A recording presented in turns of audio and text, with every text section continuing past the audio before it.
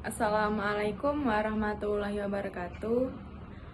Perkenalkan, nama saya Desi Meliani dengan NIM 2304 dari kelas PGMI 3. Jadi, di video kali ini saya akan membahas tentang ekosistem sawah, khususnya tentang rantai makanan dan jaring-jaring makanan, serta kenapa padi bisa rusak karena dimakan tikus. Mungkin kalian sering lihat di berita atau di media sosial, sawah petani rusak karena serangan tikus. Tapi, tahukah kalian kalau itu sebenarnya ada hubungannya dengan keseimbangan alam? Yuk kita cari tahu bersama. Nah, sekarang kita cari tahu dulu apa itu ekosistem. Jadi, ekosistem adalah hubungan antara makhluk hidup dan lingkungan tempat tinggalnya. Di sawah, kita bisa menemukan banyak makhluk hidup, seperti padi, katak, ular, burung hantu, belalang, dan tikus. Nah, mereka itu termasuk dalam komponen biotik, yaitu makhluk hidup. Sedangkan, kita juga biasanya menemukan ada air, tanah, dan cahaya matahari. Nah, itu disebut dengan komponen abiotik. Yuk, sekarang kita lihat bagaimana hubungan antara makhluk ini lewat rantai makanan. Pada diagram rantai makanan di atas, seperti padi, tikus, ular, dan elang. Jadi, padi itu sebagai produsen membuat makanannya sendiri. Sedangkan tikus sebagai konsumen pertama yang memakan padi. Dan ular sebagai konsumen kedua yang memangsa tikus, dan ada elang sebagai konsumen ketiga yang memakan ular.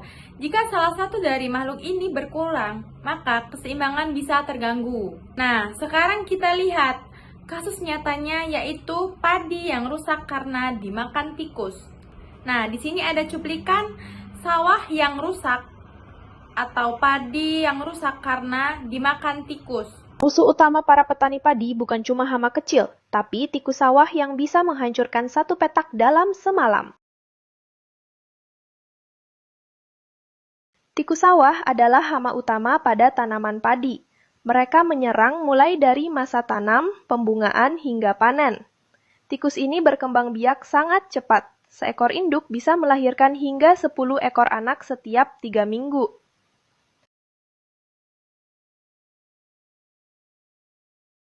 Dari hasil pengamatan lewat video yang saya ambil dari media sosial tadi, terlihat jelas bahwa padi rusak parah karena dimakan tikus.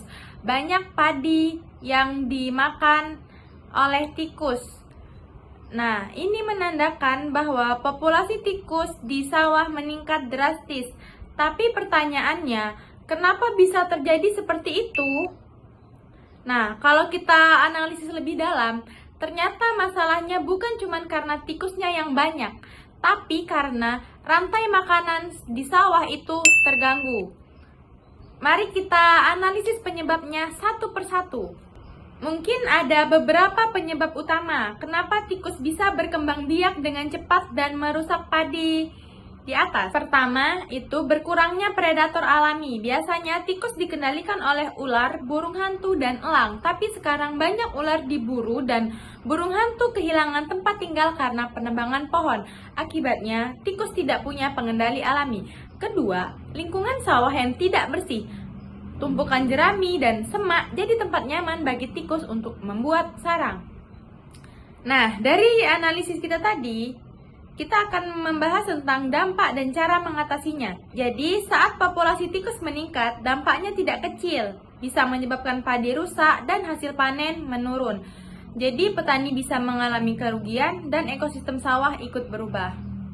Tapi, sebenarnya kita bisa menjaga predator alami, misalnya dengan membuat rumah burung hantu di sekitar sawah dan membersihkan sawah agar tikus tidak punya tempat untuk bersarang, serta mengelola lahan dengan baik seperti membajak sawah dan menutup lubang tikus setelah panen. Dengan cara ini, populasi tikus bisa dikendalikan tanpa merusak keseimbangan alam. Jadi dari mini riset yang sudah saya lakukan ini, kita bisa menyimpulkan bahwa serangan tikus pada padi bukan hanya masalah hama, tapi juga masalah ekosistem. Ketika predator tikus berkurang, rantai makanan jadi tidak seimbang dan populasi tikus meningkat. Jadi, menjaga ekosistem sawah artinya menjaga keseimbangan alam. Mari kita bantu dengan tidak memburu hewan pemangsa tikus dan menjaga kebersihan sawah serta mendukung pertanian yang ramah lingkungan. Kalau alam seimbang, hasil panen pun akan ikut melimpah. Mungkin itu saja yang dapat saya sampaikan. Apabila ada salah kata, saya mohon maaf. Kepada Allah saya mohon ampun. Saya akhiri dengan wabillahi taufiq wal hidayah. Wassalamualaikum warahmatullahi wabarakatuh.